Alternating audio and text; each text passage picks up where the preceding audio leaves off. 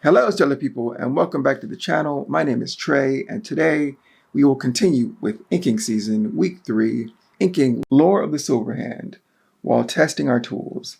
And today's test will be inking with nibs, also with some Micron and Copic pens, some ink wash, spot blacks, and also using correction fluid for those little touch-ups. Mistakes will always happen. But also, we have the bonus. So for the bonus this week is Olivier Coipel's A Tale of Two Lokis. One done with pen and spot blacks. The second with nibs and spot blacks. But we have a lot to do. So let's get started. So for the tools and inking techniques, we have 2 images left.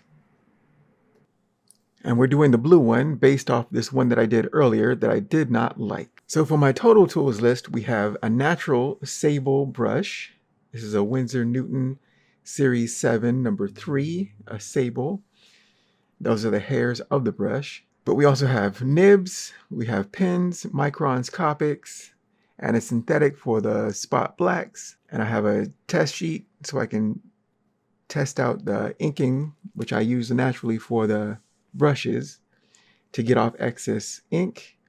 And what I like about inking with a brush is that it gives me this natural weighty feel.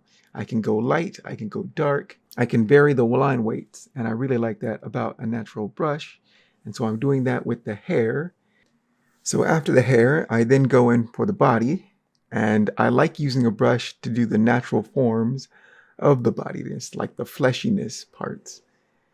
And then I'll use the nibs on more structured things where the bone underneath, like the skull, is very prominent.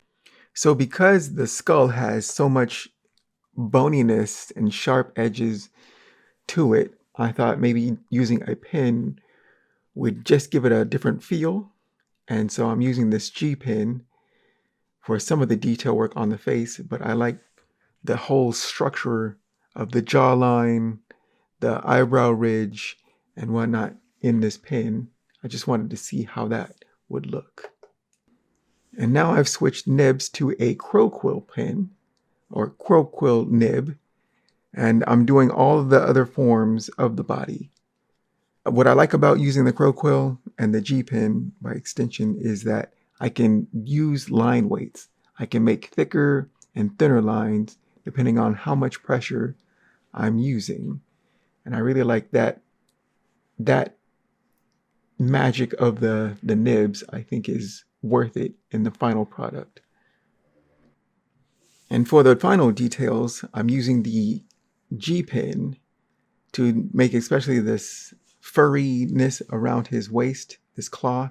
Then after the nibs, I switch to a pen, and the pen I use mainly for small details. Sometimes I get too nervous and I don't trust myself with a nib on facial details. So then I go in with a tiny or smallish brush or nib to get those things. I think the pens are also good for not unnatural things like cars or things that are manufactured for that straight edge. And when I need to use a ruler, I usually break out the pens to do those artificial straighter edged forms. Then once it's in a place that I'm happy with, then it's time for values. And what I like to do is use ink wash. And so I have a little bottle of some ink, but a lot of water. And I dip it, and it's kind of like I'm painting with the inks. And I think that's why I like it, because I like doing watercolor and other paintings. So this feels the most like that. So I'm now adding value to the image. And I like to go over this over and over again to get deeper and deeper values. So after doing the first value pass, which is everything that I want off white, I then go in with another layer to deepen those dark parts. Now I could do this with black ink or a staining of wet and then inks into that.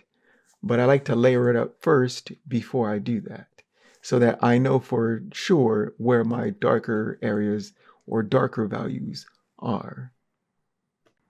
So after my 3 passes of values, now I can go in and I pre-wet this, and now I'm staining this slightly watered down black ink for this back leg, because I want that to be the darkest thing. And then for the foreleg, I wet the foreleg and then stained it again, but I don't want it to be as deep as the back leg. And then I'm going to go in later on with a pen and do some hatching on it. But now that I can introduce the blacks, which will really push the darkness. And so now I have the white, the gray or the off values, and the blacks or variations of black. So it makes for a deeper image. And I'm now scuffing it a little bit just to get some texture and to break up the all white. It's hard to see with the light, but that's what I'm doing here. Giving texture helps, I think, an image, just to give it some noise so that's not so clean, crisp, and whatnot. And now for the hair, I'm going back in with the pen to do just the details and make it a little bit darker, but also give it some texture to the hair. Now I think I have pretty much everything locked in, so now it's time for detailing, which I do with a very tiny brush. So I'm checking everything, going over the whole image, doing hatching, cross-hatching, deepening the darkness of areas. And since there's already value in some places, I think putting the black pen on top of, say with these pants, I can deepen the black, but not make it totally black. And I think it adds to the image. And I'm also doing some cleanup at the same time. At this point, the character is finally in place, and we have 2 more steps. And that is the very small details, making sure that all the things that I wanted to hit have been done. And now I'm doing correction fluid with either this Presto whiteout or a white JellyRoll pen, just to tighten some areas up. And now we have the full image. Here's the old one I did not like, and now the new. Now the old one was done using a lot of the same techniques, but this is older, and I think I've advanced a little bit in terms of artistry. It has the same, I think I did the outlines with a brush, ink wash, detailing with small Microns and Copic pens. And the same was done with this, but I went just a little bit further. I added more care to it. I used outlining with nibs, detailing with Microns and Copics, ink wash, and then adding black to an ink wash to darken it, and then hatching with Microns and Copics also. And that was really, really fun. I really liked how it turned out. So this is the final. And what did I learn from all this? So I learned that I do like using nibs for doing the basic structural outlining, right? Getting the major in place with nibs. After that, shifting over to Microns, especially for detailing work. I also like that. Ink washes, because I feel very comfortable with ink washes because it feels like painting to me. So I will continue with that. And then lastly, I liked doing hatching, especially on the hair, because I think it gives it, I don't know, it makes it look, I like the way it looks. And hatching for giving shadows to some of this ink wash to give it just a little boost in dimensionality. So those are some of the things I learned from this. And next time, we're going to put it all together. We're going to do, I think, most of the same thing, using all the techniques on our toolbox to figure out this final image. So that was training with our tools, Lore of the Silver Hand, week 3. And this week we tried Inking with nibs for the structural outlines and get the character into place. Then we switch to pens, microns, and Copics to round it out and do the detailing work. Then we added some ink wash for some values. Laying on top of that, spot blacks. Then we went in with some pens for cross-hatching and hatching to push those dark variations. And we finally rounded it out with correction fluid. We did pretty good on this one. I like how it turned out. So I have been Trey Hodges. You can find my work at treyhodges.com. Power to all the creators. And I'll see you in next week's video. Take care and keep shining. Bye. Image of Loki. This is going to be done in microns and Copic pens. There's a mix of spot blacks, and you do see the X's, right? And that's where the blacks go. So that's like a shorthand for this is all gonna be black. Right? These X's is to note where the spot blacks or a lot of ink is going to go. So let's get started.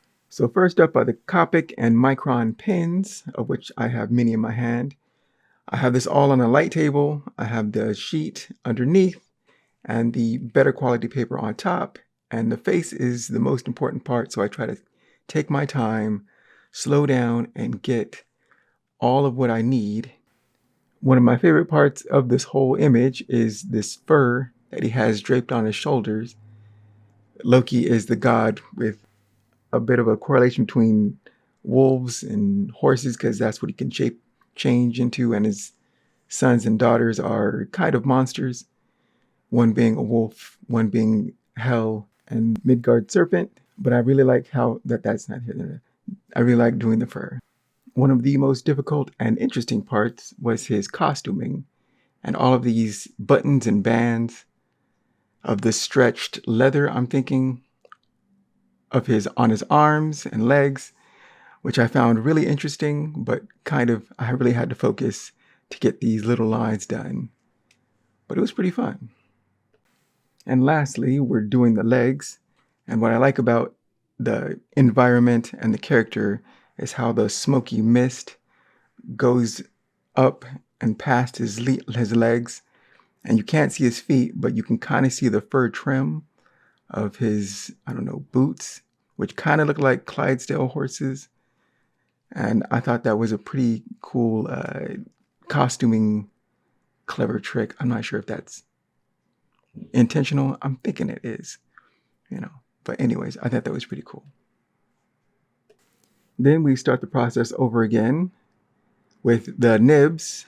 This is a GPen, which is slightly thinner than my CrowQuill. But again, I can give it thicker and thinner lines with pressure. And I really like this pen because I can get in there and do the finer details. I would usually do the fine details with Copics and Microns because they can get really tiny. But I really like this GPen. And so I try to take careful note on the face to make sure I get it right. And after the face, we get scratchy with the fur trim. Just a lot of hooks and curling lines, short strokes. A lot of, trying to get in there and get this thing done, which is, I can kind of get sometimes fatigued doing inking with nibs because I'm always applying pressure, less pressure, and trying to focus on that. And I lose more energy trying to do that than with pens. But I really like how it turns out into a live line, what I call a live line, in the final results. And then finally, we're at the bottom where we have the legs. And I try to give figures or lines on top thinner and thicker lines underneath, just to give it a little bit more weight. But again, we're trying to mold it so that we know where the shadows, the deeper shadows are going to be, so I can ink that all as a whole. So there's a lot of smaller bits and bobs that I'm eking out and tracing out. before I get my spot blacks in. So now we have the inks for the Loki #2 by Olivier CrowQuill. This one was done with pens, and this was done with a combination of, well, GPen and a CrowQuill Nib in these black holders. So 2 different ways, and now we're going to first start with the spot blacks on the characters themselves. So once the heavy lifting of the inking the outlines and the details is done, then I can focus on spot blacks for the character itself. And this is the point where it's pretty much just pure fun. I get to mess around with inks and try not to get myself too messy and just focus. It's not as focus intensive as inking the outlines, so I can pretty much just have fun with it. And that's what I try to do here. And one thing that I rarely get to do is ink leather, which has a very unique shine to it. If you've seen pictures, which, you know, is a great way to practice from the reference, if you do have reference. But I've never exactly inked it myself. And so this was very interesting to do. I'd like to do more from photo reference just to get a better handle on it. But I thought this was pretty fun to do. And then once the inking is done for the character, then I can switch to the spot blacks on the background, and which is indicated by shorthand with these little X marks. And so I'm doing 2 passes for the inking, because sometimes I feel like the 1 pass isn't enough. I can usually leave it for certain edges, but if I want the true deep dark blacks, I do 2 coats, and that's what I did closer to his head, and I can leave it to fade out on the edges. So here we have the tale of 2 Lokis done by Olivier CrowQuill. And again, both of them, one done with pens and then spot blacks, one done with nibs and spot blacks. Now, what would I say about each of these? What did I learn from each of these 2 Lokis? Well, Olivier CrowQuill is a fantastic artist. The drama with the smoke, the darks, the lights, the contrast, the look, the pose is all outstanding. So all credit is due to him. As for my part, in these pre-productions, there is a look to the lines with a pen that I feel is different than the look of the lines with nibs. Again, I think I like the living lines of nibs because you can go from thinner to thicker, and there's more variation in line weights. And that's what I call a live line. Variations from thick to thin, all in the same movement, can be done with nibs and also brushes. Brushes also go with that. I'm not exactly the greatest with that, but we'll get there, right? We'll get there. But otherwise, it can be done, right? It can be done with just pens and spot blacks, and you can get a pretty good representation. So it is viable. I will say that it is viable, which is good to know for myself, so that, you know, if I ever get, I don't want to say lazy, but it can be done. But still, I like making the lines with nibs first and then going in after and doing detailing work and then corrections with correction fluid and all that. But that is just me. And so I might already be a pre-bias to using nibs, so I cannot discount that out. But that is just how I feel. And so that concludes the bonus week 3, A Tale of 2 Lokis. Art by the artist Olivier CrowQuill. Reproductions by myself, one with pen, Microns and Copics with spot blacks. The second, nibs, CrowQuill and GPen with spot blacks. And this was really fun. but then the art is just outstanding. So that has to be said. So take care and keep shining, and I will see you in the next video. Bye.